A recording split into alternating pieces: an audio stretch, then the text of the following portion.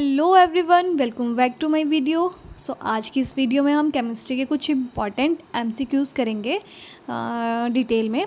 ठीक है, तो चलिए वीडियो को स्टार्ट करते हैं। So our first question is calamine is an ore of. So correct option is option number C. ठीक है, दैट इज़ जिंक। जिंक इसका करेक्ट ऑप्शन हो जाएगा। अब हम और की बात करें, और एक इम्पॉर्टेंट टॉपिक है, यहाँ से जो है वो क्वेश्चंस टेट में जो है वो पूछे जाते हैं, एग्जामिनर पूछ लेता है। ठीक है, कई बार। तो चलिए कुछ एग्जांपल्स देखते हैं हम और के। अभी जैसे हमने जिंक किया, तो अभी नेक्स्ट हम एल्यूमिनियम ले लेंगे। ठीक है, तो एल्यूमिनियम का क्या आ जाएगा? बॉक्साइट। ठीक है, सो नेक्स्ट आ जाएगा हमारा, जैसे आयरन ले लेते हैं, तो आयरन का क्या आ जाएगा? आयरन की ओर आ जाएगी हेमेटाइट और मैग्नेटाइट। नेक्स्ट आ जाएगा हमारा अभी जैसे हम नेक्स्ट ऑप्शन ले लें, तो नेक्स्ट सोडियम ले लेते हैं। ठीक है, सोडियम का क्या आ जाएगा? सोडियम का borax is an ore of sodium. Next example ले लें, तो नेक्स्ट आ जाएगा हमारा लेड भी इम्पॉर्टेंट है। लेड का आ जाएगा galena is an ore of lead.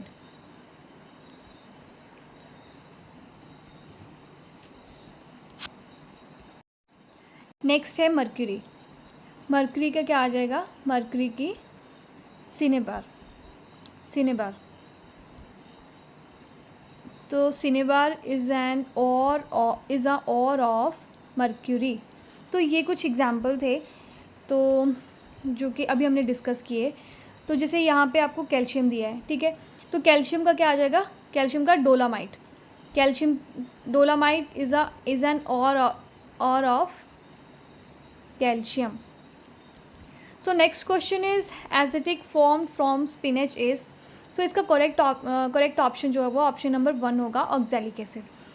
तो जैसे अभी स्पिनच में हम बात कर रहे हैं कि इसमें ऑक्जेलिक एसिड प्रेजेंट होता है, तो कुछ और भी वेजिटेबल्स होती हैं जिनमें ऑक्जेलिक एसिड जो है वो वो जो प्रेजेंट होता है। ठीक है, जैसे ब्रोकली आ गई। ठीक है, ब्रोकली आ गई, साथ में कैबेज आ गया, तो इनमें क्या होता है? ऑक्जेलिक एसिड जो है वो प्रेजेंट होता है।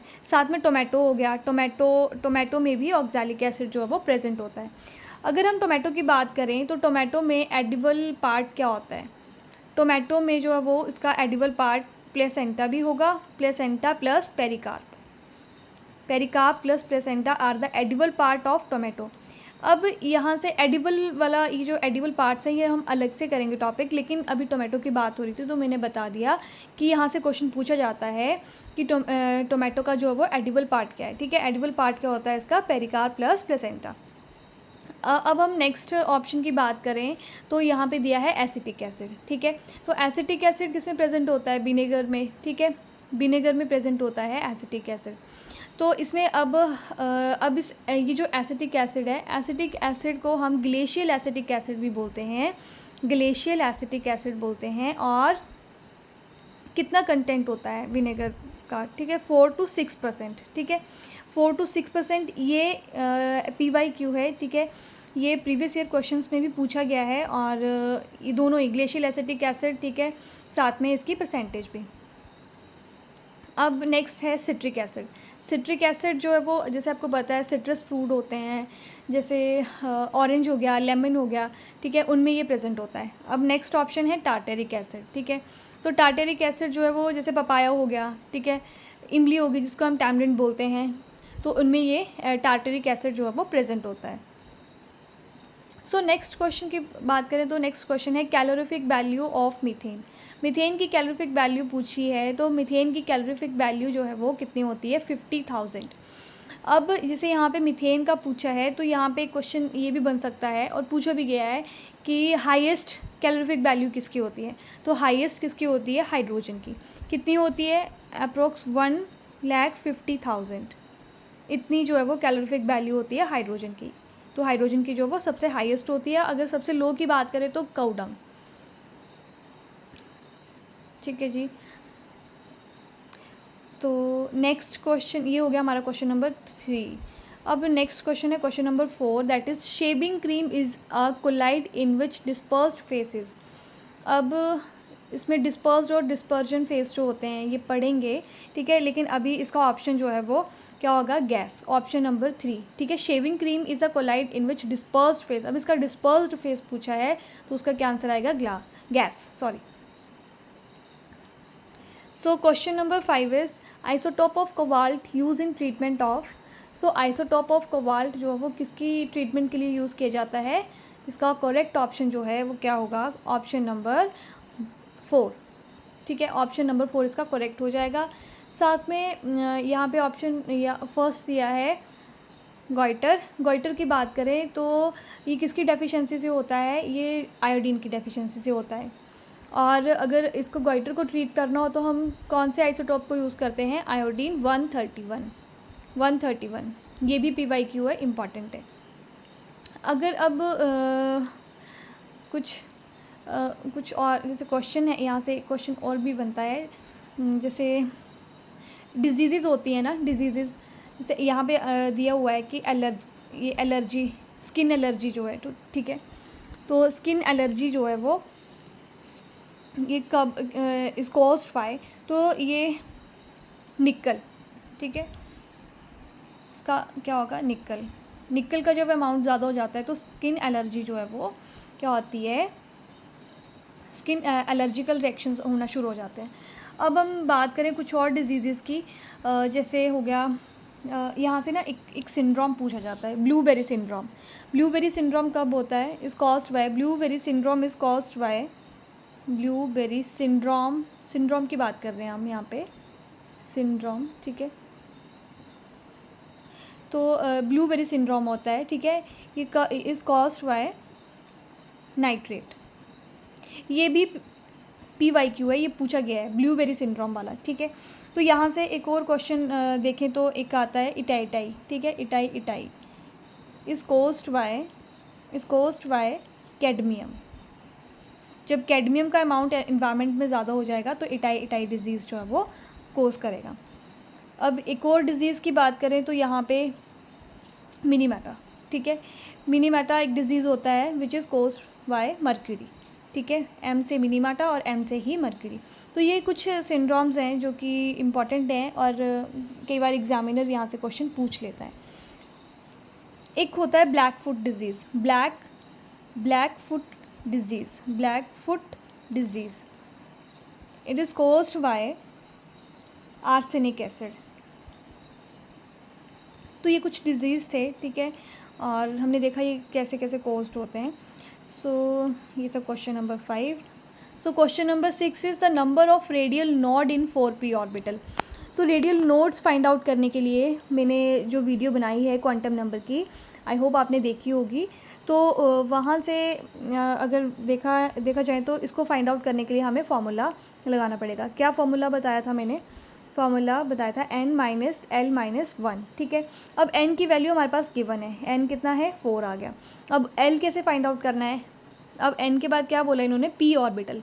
अब p ऑर्बिटल में कितने हमने बोला था, s में कितने होते हैं, s की वैल्यू 0 होती है, p की कितनी होगी 1 होगी। तो यहाँ पे हमारे पास p पूछा है तो हम p की वैल्यू कितनी आ गई 1, हम 1 पुट करेंगे और -1 आ गया। अब 4 - 1 कितना होता है 3, ठीक है, 3 - 1 कितना होगा 2। तो राइट आंसर क्या हो जाएगा 2, राइट आंसर क्या हो जाएगा option number V2। So next question is question number 7।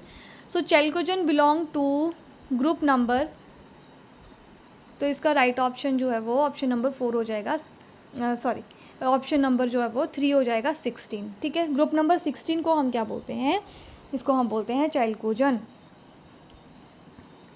और